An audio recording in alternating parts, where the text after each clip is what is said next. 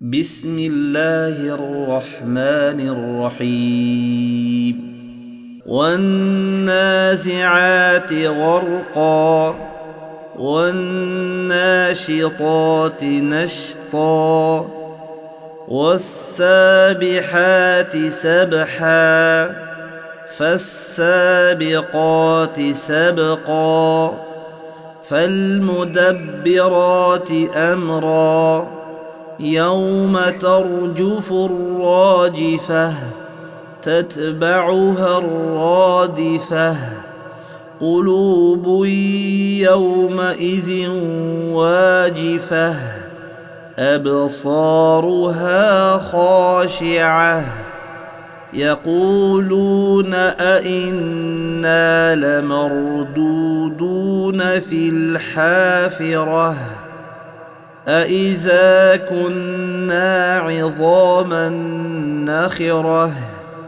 قالوا تلك إذا كرة خاسرة فإنما هي زجرة واحدة فإذا هم بالساهرة هل أتاك حديث موسى إذ ناداه ربه بالوادي المقدس طوى اذهب إلى فرعون إنه طغى فقل هل لك إلى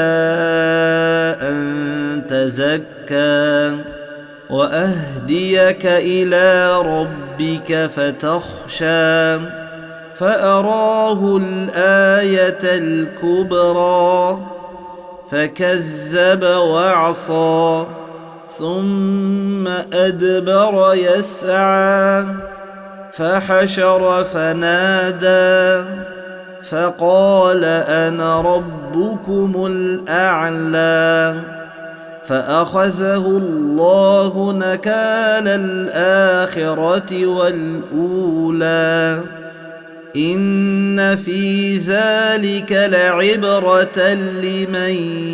يخشى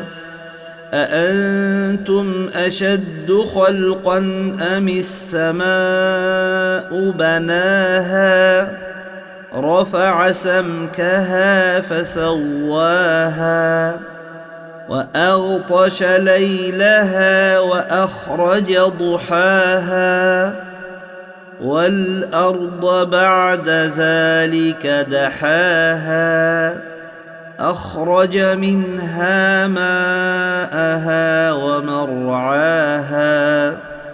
والجبال أرساها متاعا لكم ولأنعامكم فإذا جاءت الطامة الكبرى يوم يتذكر الإنسان ما سعى وبرزت الجحيم لمن يرى فأما من طغى وآثر الحياة الدنيا فإن الجحيم هي المأوى وأما من خاف مقام ربه ونهى النفس عن الهوى فإن الجنة هي المأوى يسألونك عن الساعة أيان مرساها فيم أنت من ذكراها إلى ربك منتهاها إنما أنت منذر من يخشاها كأنهم يوم يرونها لم يلبثوا إلا عشية أو ضحاها